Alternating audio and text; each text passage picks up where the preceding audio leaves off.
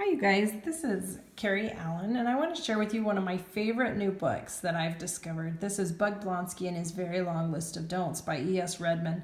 This is an example of a contemporary realistic fiction book because everything in this book could happen in real life but didn't.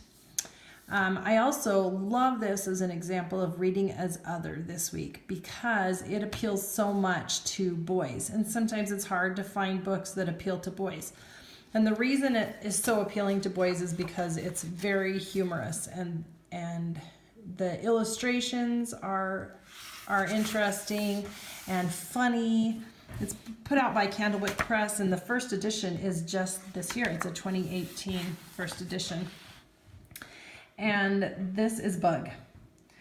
Now Bug is not a bad kid. He's just mischievous and kind of always finds himself getting into trouble. And so he starts to make a list of things to help him remember what not to do.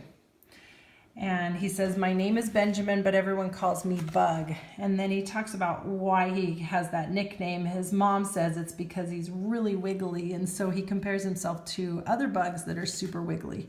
And he lists himself in that category. And it says, my big sister Winnie says it's because I'm super annoying. And he lists other bugs that are super annoying, including himself. And really this book is about his interactions with his big sister Winnie and his parents and his classmates at school and his teachers. And this is a picture of him imagining himself as a bug and all the cool things that would be super fun about being a real bug. So he's always doing things to get in trouble, and he says he finds himself a lot of time in the quiet chair thinking about his choices. And that's when he starts to make a very long list of don'ts for himself to help himself. I'll show you a few of my favorite pictures. He has a really hard time holding still. These are his great places to eat, ways to eat breakfast. And none of them are sitting in a chair. I think that children can relate to this, not being really wiggly and having a hard time sitting still. This is my favorite page. Number 13 on his list is don't ask Principal Sternsley if she was pretty when she was young. And then it shows a picture of him asking the principal that. And I love what it says. His mom he's thinking of his mom saying, Bug, think it, don't say it. And then the next page talks about other things that should have stayed in his head. And I like this one. My mom said I had to invite you when he was inviting a boy to his birthday party. Here's another page. These are the top 10 awful smells on his list. And he's talking about Miss Munster's coffee breath, and then he talks about the other things that he thinks are really stinky. I just want to show you one of my other favorite things about this book are the transitions between pages and kind of way it's laid out. So he's on the bus on the way home.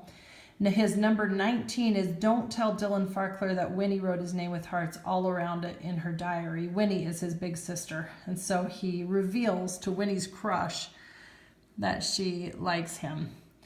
And it says, because if you do, Dylan will look like someone just punched him hard in the stomach, and his best friend Billy Butcher will laugh and make kissy faces sounds all the way home.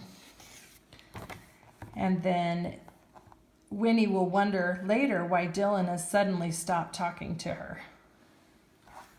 And then the next one is number 20. His number 20 thing on his list. Don't tell Winnie why Dylan Farkler has suddenly stopped talking to her. So he accidentally let it slip that he told Dylan Farkler about her journal, and she's super mad.